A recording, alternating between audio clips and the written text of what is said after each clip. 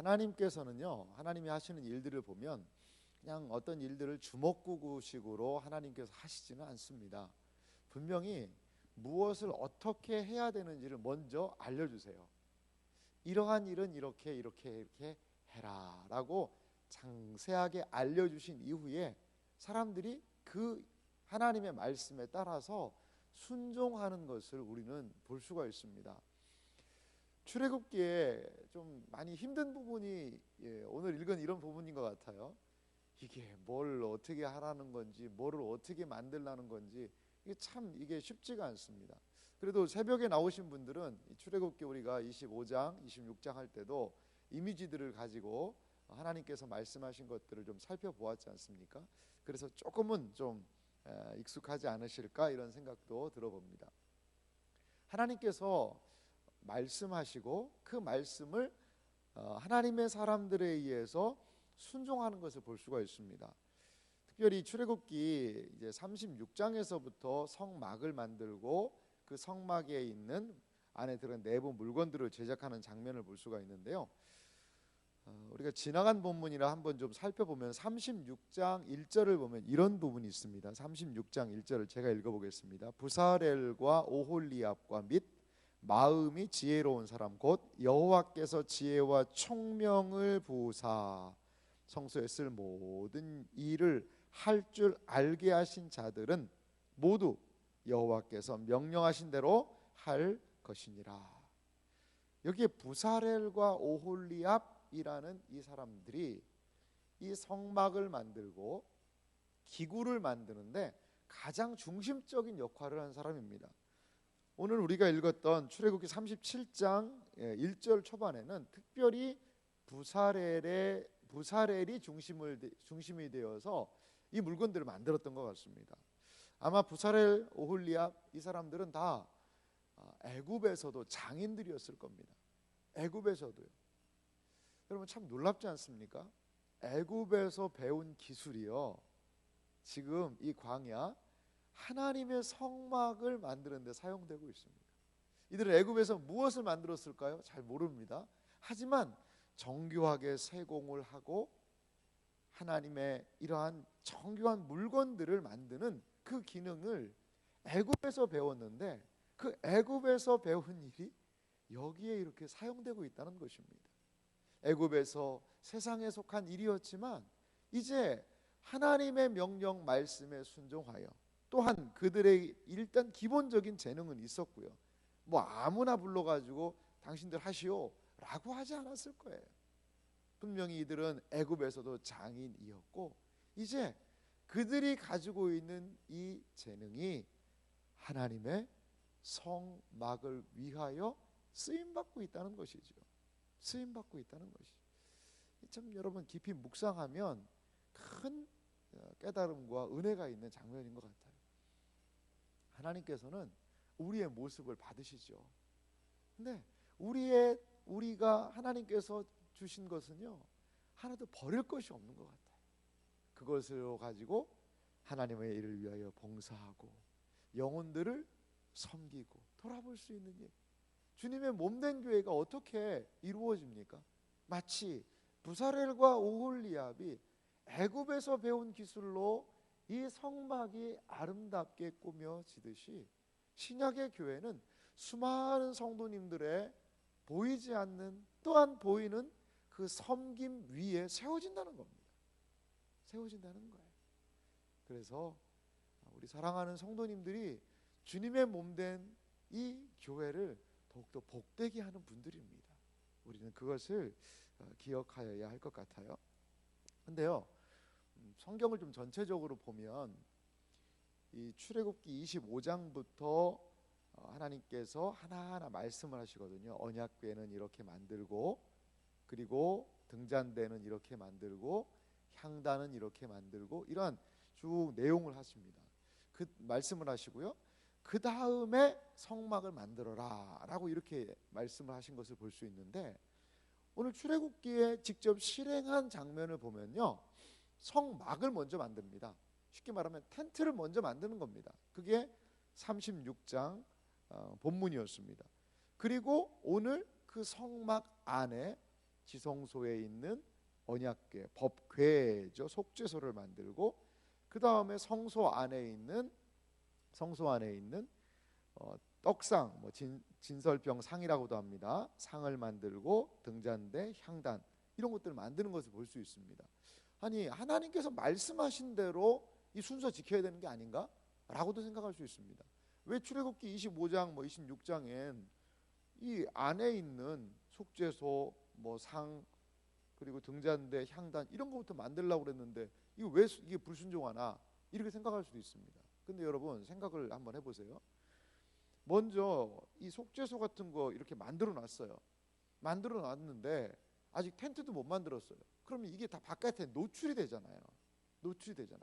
그러니까 하나님께서 말씀하신 순서는 있지만 이 작업을 하는 사람들이 가장 적합한 방식을 취한 거죠. 그 정도의 자연 하나님 주셨다는 거죠. 그러니까 텐트를 먼저 만들어 놓고 거기에 들어갈 물건들을 만들어서 바로 갖다 놓을 수 있도록. 그 물건은 다 이제 속죄소 같은 거 뚜껑 크게 금으로 만들어 놨는데 이거 둘 데가 없어가지고 그냥 아무데나 방치해 두면 안 되잖아요. 그러니까요, 이게 성경이 그냥 사람들이 뭐 생각에 의해서 쓰고 없던 일을 쓴 게 아니라 진짜 해본 겁니다. 이게 하나님께서 말씀하신 그 명령에 따라서 직접 실행을 해보니까 하나님은 이걸 먼저 말씀하셨지만 텐트가 먼저 필요하겠구나, 이 성막을 먼저 만들어야 되겠구나, 그 정도의 지혜를 하나님이 주신 거죠. 그러니까 이 성경을 의심하는 사람들 많습니다. 뭐 그거 그냥 막 대충 그냥 꾸며낸 이야기 아닌가? 근데 자세히 보면 직접 해본 겁니다. 이 사람들이 직접 만든 거예요. 그래서 이제 그 내용을 좀 하나씩 살펴보면은요, 이 부사렐에 의해서 37장 1절에 보면 조각목으로 궤를 만들었다. 제가 그래서 이 언약궤 모습을 한번 좀 이미지를 찾아봤는데요. 한번 좀 보여주실래요? 이 궤라는 것이 사실 어떻게 생겼는지는 정확히 모릅니다. 정확히는 몰라요. 하지만 그냥 이해를 위해서는 이 정도가 아닐까 생각이 듭니다. 여기 보면 이제 이 두 천사가 이렇게 숙이고 있는데요. 사실 이 궤고요. 궤를 조각목, 아카시아 나무입니다. 이게 시띠나무라고도 하는데 그걸로 만들어 놓은 다음에 그 뚜껑 있잖아요. 뚜껑입니다. 저게. 저 천사가 있는 게 뚜껑이에요. 뚜껑을 딱 덮어놓고 그 안에는 뭐 돌판이 있고 여러 가지 만나 항아리 뭐 이런 것들이 좀 있었던 걸로 추정이 됩니다. 그러니까 이 저 뚜껑을 다 금으로 쳐서 만들었다는 거죠. 이 뚜껑이 뭐 그러면은 뭐 얼마의 높이에 얼마의 규모인지는 자세하게는 몰라요. 금이 얼마나 들어갔는지는 모릅니다. 하지만 뒤에 보면 이 등잔대 촛대거든요. 쉽게 말하면 이 등잔대가 금 한 달란트로 만들었다고 그러니까 그거보다는 크지 않을까, 그 정도 추정할 수 있는 것 같아요. 근데 이게 왜 중요하냐면요, 저 천사, 저 뚜껑 그 사이, 천사 사이에 거기가 하나님이 오시는 자리입니다. 거기가. 그래서 거기를 뭐 시은좌다, 은혜를 베푸는 자리다, 이렇게 이야기도 합니다.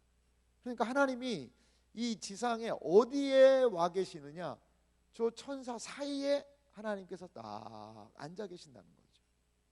앉아 계신다는 거죠.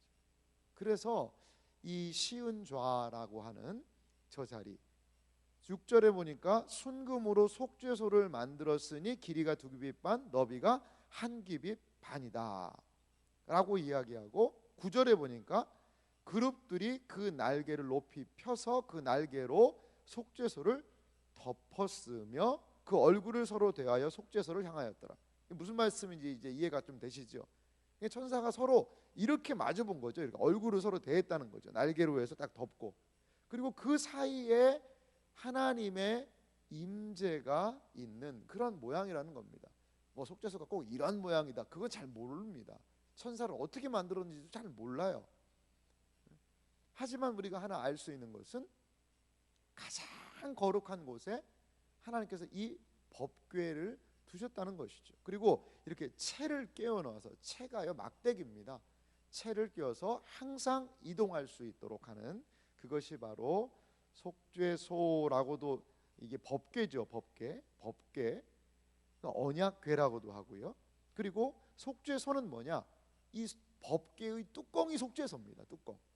뚜껑에서 하나님이 거기에 임재하셔서 자비를 베푸신다라는 것입니다. 그 이방 나라들도 이런 거 비슷한 게 있었다고 그래요. 고대 근동에. 근데 거기에는 저 사이에 이제 우상의 형상을 딱 세워놨다고 그럽니다. 하지만 우리 하나님은 형상으로 그렇게 제한을 받으실 수 있는 분이 결코 아닙니다. 형상 안에 하나님을 가두어둘 수 없는 것이죠. 그래서 하나님께서는 보이지 않는 현상을 통하여서 영적으로 임재하셨던 것을 볼 수가 있습니다. 그 다음에 이제 등장하는 것이 무엇이냐? 상을 만들었다. 10절 보십시오. 그가 또 조각목으로 상을 만들었으니 길이가 2규빗, 너비가 1규빗, 그리고 높이가 1규빗 반이며. 이 상, 보통 떡상이라고도 이야기를 합니다. 한번 상도 한번 보여주실래요? 뭐 이제 상이요, 가장 좀 자세하게 언급이 안 돼 있습니다. 그래서 어떤 모양인지는 몰라요. 그래서 이 상에 대한, 떡상에 대한 이미지를 찾아보면 뭐 여러 가지가 많이 나옵니다. 그런데 그러니까 저 떡을 일주일에 한 번, 안식일에 더운 떡을 올려드렸다, 이런 게 있습니다. 그러니까 저 떡은 얼마나 있을까요? 일주일 동안 저기 있는 겁니다. 일주일 동안. 이제 저기 저 떡을 진설병이라고도 얘기했거든요. 다윗이 함께한 사람들하고 먹을 게 없으니까 제사장한테 이야기할 때 먹을 게 없습니까? 하니까 진설병, 물른 떡이 있다. 그러니까 일주일에 한 번 안식일마다 새 떡을 올렸다고 그래요. 그러면 여러분 생각해 보세요. 아니 일주일간 저기다 빵을 올려놓으면 어떻게 될까요? 빵이 상하겠네. 곰팡이 핀 거 아닌가? 근데요, 이건 뭐 성경에는 없는 이야기지만 이 떡이 상하지 않았다고 그래요. 특수한 이 떡을 만드는 그 사람들이 있었는데 일주일간을 둬도 상하지 않는 떡으로 이 떡이 나오면요, 그걸 제사장이 또 먹었어요. 그렇게 했다라는 이야기가 있습니다. 일주일에 한 번 안식일마다 새 떡을 올리고 나머지 떡은 내리는. 그러니까 왜 여기다 떡상을 이렇게 올려놨을까요? 뭐 여러 가지 많은 것들을 생각할 수 있겠지만, 떡을 먹는다, 이게 쉽게 말하면 밥상입니다. 밥상은 하나님과 식탁 교제한다는 겁니다.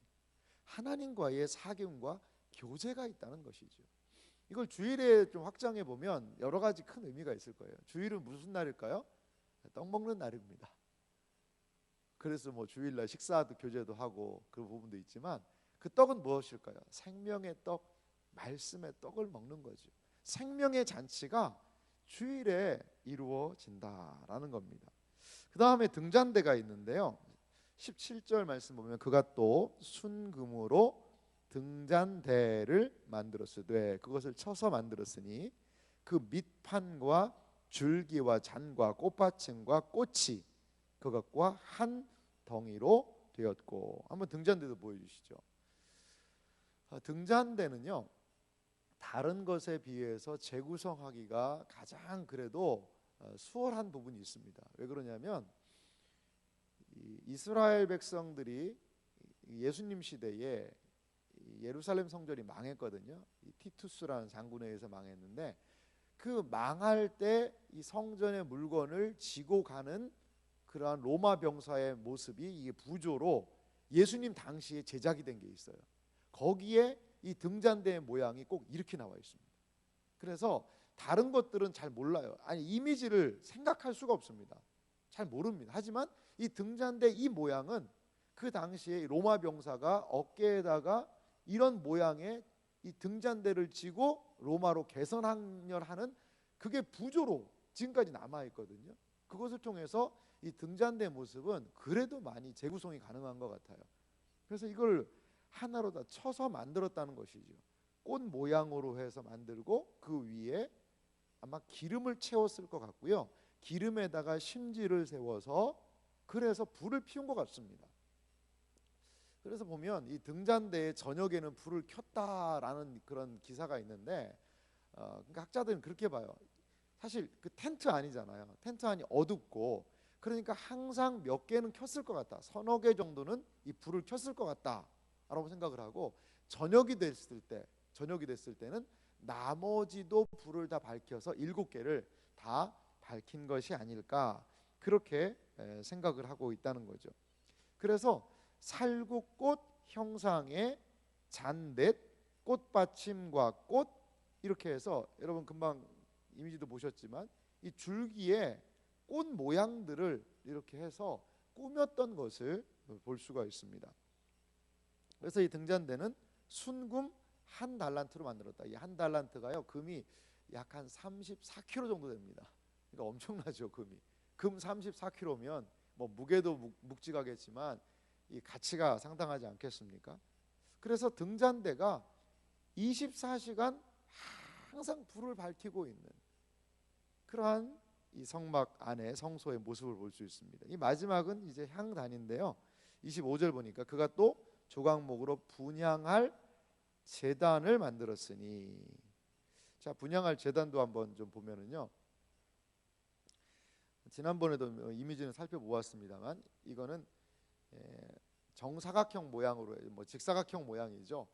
한 기빗 한 기빗 정사각형 모양의 이 높이는 한 두 기빗 정도 되는 그러한 모양의 이러한 이제 향을 올려드리는 장소입니다. 사실 이 지성소에는 언약궤가 하나가 있지 않습니까? 법궤. 그게 중요하고 이 엄밀하게 성소에서 가장 중요한 기물은 바로 이 향단입니다. 가장 중요한. 물론 뭐 그 가장 중요하다는 것을 어떻게 가장 중요하다고 할 수 있느냐 뭐 여러 가지 이야기를 할 수 있겠지만 일단은요 뭐와 가장 가깝냐면 지성소와 가장 가까이 있습니다. 지성소가 이쪽에 있고 성소가 이쪽에 있다면 지성소와 성소를 나누는 그 천막 커튼 그 바로 앞에 향단을 분향할 단을 놔서 거기서 아침과 저녁으로 하나님께 향을 올려드리던 장소가 바로 이겁니다. 그래서 불을 피워서 향을 하나님께 올려드렸던 것으로 봅니다. 이 향은 무엇과 연결이 된다고 그랬죠? 우리 기도와 많이 연결이 되어 있습니다. 이 지성소와 가장 가까이에 있는 이 성소에서 이 향단, 금향단에서 향을 피워서 하나님께 올려드렸던, 그래서 우리의 기도가 하나님께 올라가는 것처럼 이 향기가 하나님께로 올라가는 그러한 모습을 볼 수가 있습니다. 여러분 아침에 잠시 뭐 살펴보았습니다만 하나하나 뭐 자세하게 살펴볼 수는 없었지만 이 네 가지의 이 지성소와 성소의 이러한 기물들을 보면요 참 특징이 있는 것 같아요. 특징이 있어요. 이 등잔대를 빼놓고 나머지는 다 뭐가 있어요? 이 채라는 게 있습니다. 이 채라는 게 있습니다. 채는 무엇이죠? 어깨에다가 맬 수 있도록 하는 그러한 막대기입니다. 다 금으로 쌌다라고 이야기하는데요. 그것은 무엇이냐면 언제든지 이동이 가능하다는 거죠. 광야에서의 생활은 고정적인 생활이 아니라 계속 이동한다는 겁니다. 사실 뭐 세상적인 표현을 쓰자면 참 모양이 좀 나진 않습니다. 모양이 나진 않아요. 왜 모양이 안 나냐? 일단 그 채를요 하나님 빼지 말라고 그랬어요. 항상 거기 두라는 거죠. 언제 떠날지 모르는 거예요. 항상 채를 깨뒀거든요. 그러면서 그 광야, 그 텐트 안에 그 만군의 하나님께서 그 텐트 안에 거하신다는 것도 참 초라한 그런 부분인데 그게요 어느 고정돼서 다 어느 영향력을 펼치는 게 아니라 날마다 이동을 해요. 그 번거로움이 있다는 것이죠. 여기에서 우리 하나 알 수 있는 것이 있는데요. 하나님께서는 물론 뭐 나중에 솔로몬 성전을 향해서 한 곳에 딱 고정이 되었지만요. 성전은 하나님의 임재는요. 어디에나 이동을 하신다는 거죠. 어떤 사람들은 이렇게 봐요. 이 솔로몬 성전 물론 뭐 하나님께서 나중에도 그렇게 지으셨을 거예요. 하긴 하지만 다윗이 또 그렇게 하나님께 말씀을 드리지 않습니까? 이 고정하면서부터 문제가 발생한 거다 이렇게 보는 사람들도 있습니다.